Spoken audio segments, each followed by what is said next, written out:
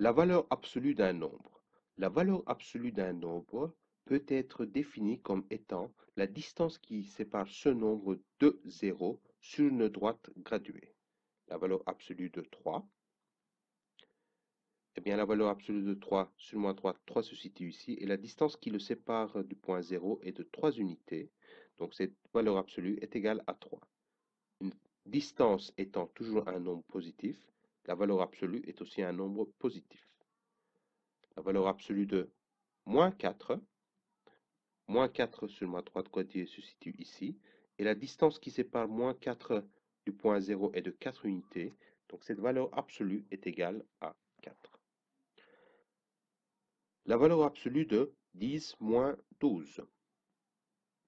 Pour calculer la valeur absolue d'un 10 moins 12, je dois d'abord déterminer à combien est égal à 10 moins 12. 10 moins 12 étant égal à 2, eh bien, la valeur absolue de 10 moins 12 est égale à la valeur absolue de moins 2 qui est égale à 2. Qu'arrive-t-il dans le cas où nous avons des variables? Valeur absolue de A. Eh bien, tant que je n'ai pas d'indication sur la nature de A, la valeur absolue de A reste la valeur absolue de A. Ou bien, on peut me donner une indication comme étant, par exemple, que A est un nombre qui est positif. Eh bien, dans ce cas-là, la valeur absolue de A est ce même nombre A, ça ne change pas. Supposons maintenant qu'on me donne un nombre B et qu'on me dise que ce B est négatif et qu'on me demande la valeur absolue de B. Eh bien, dans ce cas, la valeur absolue d'un nombre négatif est égale à son opposé. Je dois prendre l'opposé de B, c'est égal moins B. La valeur absolue maintenant de C moins D. Une fois encore, pour calculer la valeur absolue de C moins D, je dois connaître, est-ce que le résultat C moins D est-il un nombre positif ou bien un nombre négatif? Tant que je n'ai pas d'indication là-dessus, je ne peux pas déterminer la valeur absolue de C moins D. Si on me dit par exemple que C est un nombre qui est plus grand que D, dans ce cas-là, je sais que C étant un nombre plus grand que D, C moins D, le résultat sera toujours un nombre positif. Eh bien, C moins D va rester C moins D.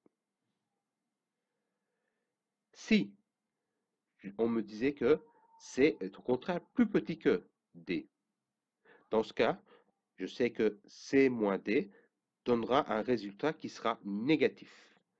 Donc la valeur de C moins D, dans ce cas-là, la valeur absolue de C moins D, dans ce cas-là, il faut que je prenne l'opposé de C moins D, c'est-à-dire moins C moins D. Et ceci sera égal à moins C plus D.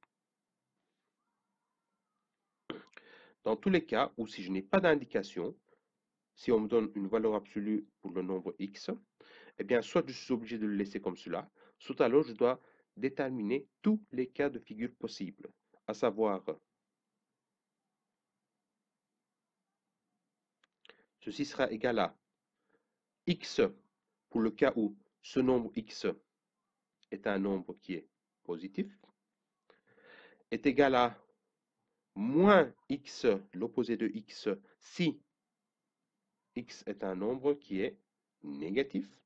Et enfin, le dernier cas de figure est égal à 0 si le x est égal à 0.